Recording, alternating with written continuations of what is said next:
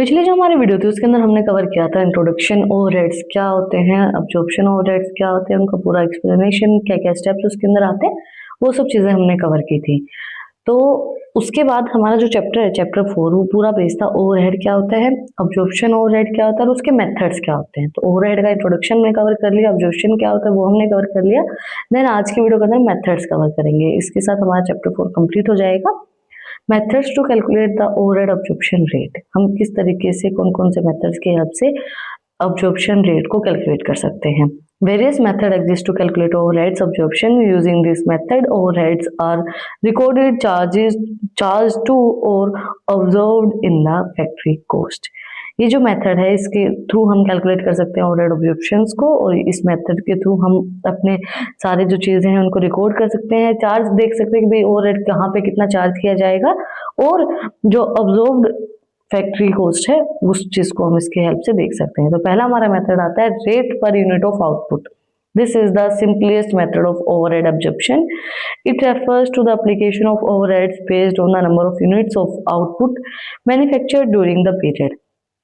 ये बहुत ही simplest method होता है ओवरहेड अब्जॉर्प्शन का। मैंने पिछली वीडियो में एक बात बोली थी कि जो अब्जॉर्प्शन है ये मुझसे थोड़ा सा कम इसकी प्रोनाउंसिएशन हो पा रही है, सही तरीके से नहीं हो पा रही है। तो अगर गलत हो रही हो तो आप लोग देख लेना। मैंने 5-6 बार गूगल से सुना है क्या बोलते, बट फिर भी कहीं ना कहीं ये बोलने में हो जाता है, कई वर्ड्स हो जाते हैं ना ऐसे, तो उस तरीके से ये वर्ड है।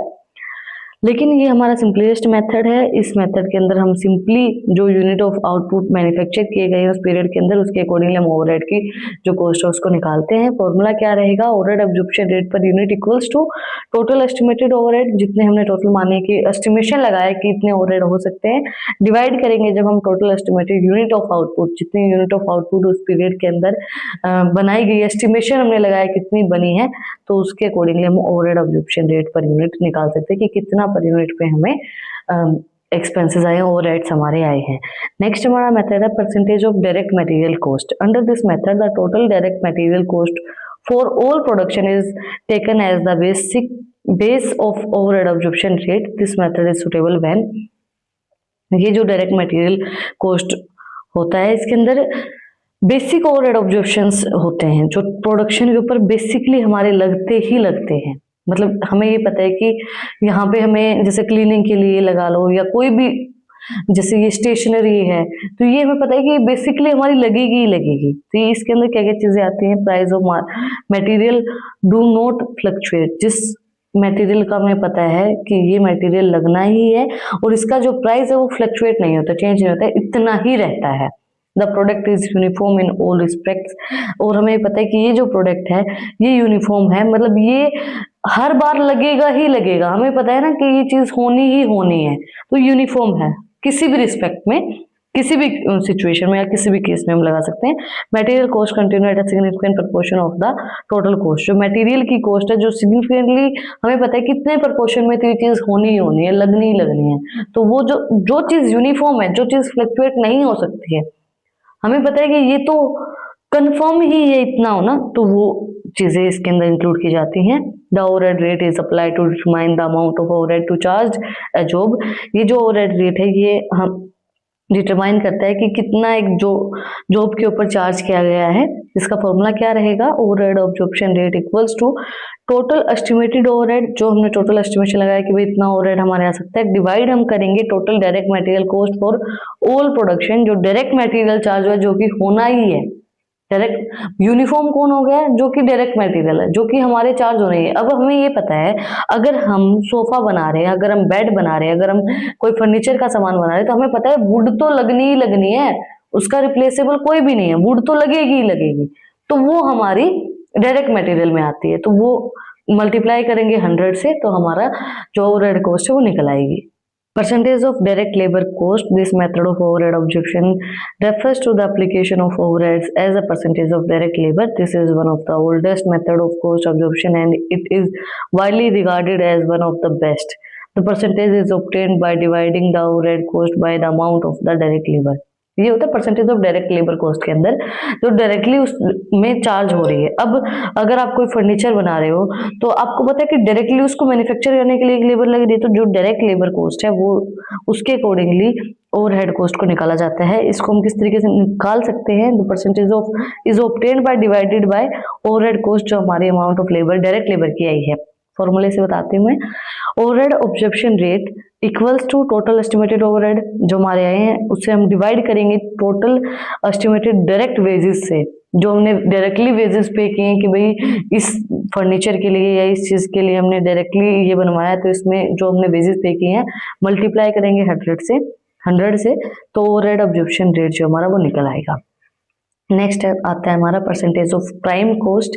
Under this method prime cost is used as the basis for determining the overhead absorption rate. ये जो प्राइम कॉस्ट होती है, जो प्राइम कॉस्ट है, वो जो है वो डिटरमाइन करती है ओवरहेड ऑब्जर्प्शन रेट्स को इस मेथड के accordingly. We know that the both direct material and direct labor determine the nature of overheads. The prime cost compress direct material, direct labor and direct expenses is significant in every type of organization. देखो, हमें पता है कि direct material, direct labour, direct जो भी nature of overheads हैं, उसमें जो डायरेक्ट मटेरियल, डायरेक्ट लेबर आते हैं वो डिटरमाइन करते हैं ओवरहेड्स को। तो जो प्राइम कॉस्ट है वो कंप्रेस करती है डायरेक्ट मटेरियल, डायरेक्ट लेबर और जो डायरेक्टली एक्सपेंसेस हुए हैं उनको। मतलब प्राइम कॉस्ट मतलब जो सब चीजों को कंप्रेस करके निकाली जाती है। This method is suitable to apply when, ये मेथड सुटेबल रहता है जब आपको पता है प्रोडक्ट्स यूनिफॉर्म है, मतलब प्रोडक्ट्स चेंज नहीं हो रहे। हमें पता है कि अगर हमें फर्नीचर बनाना है तो वुड जरूरी है, पेंट जरूरी है, तो जो प्रोडक्ट्स यूनिफॉर्म है उसके लिए हम इसको यूज कर सकते हैं। The quantity of direct material and direct labour are constant, जहाँ पे जो डायरेक्ट लेबर डायरेक्ट मटेरियल की क्वांटिटी कांस्टेंट है वहां पे भी हम इस मेथड को यूज कर सकते हैं। इसको हम किस तरीके से कैलकुलेट कर सकते हैं? Overhead absorption rate equals to total estimated overhead divide by estimated prime cost and multiply by 100। इसको हम कैलकुलेट कर सकते हैं जब हम टोटल एस्टिमेटेड ओवरहेड से डिवाइड करेंगे जो हमने एस्टिमेशन लगाया प्राइम कॉस्ट का, और उससे मल्टीप्लाई करेंगे 100 से, तो हमारा ओवरहेड ऑब्जर्प्शन रेट निकल आएगा। नेक्स्ट है हमारा direct labour hour rates. Under this method total direct labour hour are used to determine the overhead absorption rate. This method is suitable for labour incentive industry in which manual labours is dominate factory in productions. ये जो होता है, ये होता है labour hour rate के accordingly calculate किया जाता है। मतलब जो डायरेक्टली लेबर्स ने किसी भी चीज को बनाने में कितने घंटे काम किया है, उसके अकॉर्डिंगली हम ओवरहेड्स को कैलकुलेट करते हैं कि जो डायरेक्टली जो लेबर है हमारी, वो मैनुअली उसने कितना काम किया और कितने घंटे काम किया है, उसके हावर्स के अकॉर्डिंगली फिर हम उसको कैलकुलेट करते हैं। फॉर्मूला क्या रहेगा? ओवरहेड ऑब्जर्प्शन रेट पर डायरेक्ट लेबर हावर। अब हम ओवरहेड ऑब्जर्प्शन रेट जो है वो पर डायरेक्ट लेबर हावर के अकॉर्डिंगली निकाल रहे हैं, तो टोटल एस्टिमेटेड ओवरहेड्स को हम डिवाइड करेंगे total estimated direct labour hour for all production. जितनी भी हमने प्रोडक्शन की है उस प्रोडक्शन में कितने घंटे लेबर ने काम किया है, उसके अकॉर्डिंगली फिर हम अपना ओवरहेड ऑब्जर्प्शन रेट पर डायरेक्ट लेबर कैलकुलेट करते हैं कि वो कितना रहेगा। नेक्स्ट आता है हमारा machine hour rates. Total machine hour are used to determine the overhead absorption rate in this method. This is an excellent method for the absorption of overhead cost in industry where much of the work is performed with the help of machines.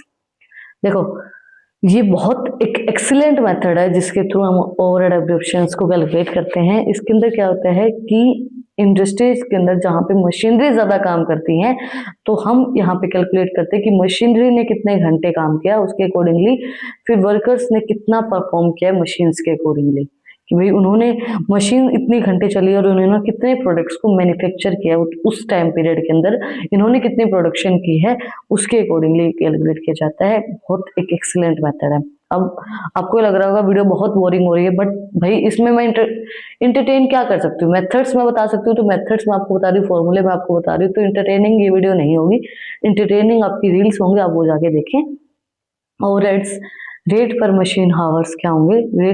Overhead rate per machine hours equals to total estimated overhead. उसके अंदर जब हम divide करेंगे total estimated machine hours for all production, जितने घंटे हमारी machine चली है पूरा प्रोडक्शन को डन करने के लिए, उसको जब हम डिवाइड करेंगे जो हमने टोटल एस्टिमेटेड लगाया था ओवरहेड्स का, तो हमारा ओवरहेड रेट पर मशीन हावर जो है वो निकल आएगा। That's it for today. आज हमने कंप्लीट किया चैप्टर 4 को, जिसमें आज का हमारा टॉपिक था methods to calculate the overhead absorption rate. अगर आपको कुछ भी डाउट है, कुछ भी पूछना है, तो कमेंट में आप मुझसे पूछ सकते हैं। इन टॉपिक्स की पीडीएफ चाहिए तो टेलीग्राम चैनल का लिंक भी डिस्क्रिप्शन में है, आप लोग जाके आप मुझे फॉलो कर सकते हैं। नेक्स्ट वीडियो में नेक्स्ट चैप्टर को स्टार्ट करेंगे। चैप्टर 5 हमारा जो है और अगर आपको अच्छी अच्छी इंटरेस्टिंग रील्स देखनी है एजुकेशन से रिलेटेड ही, तो इंस्टाग्राम चैनल का लिंक भी डिस्क्रिप्शन में, वहां पर भी जाकर आप मुझे फॉलो कर सकते हैं।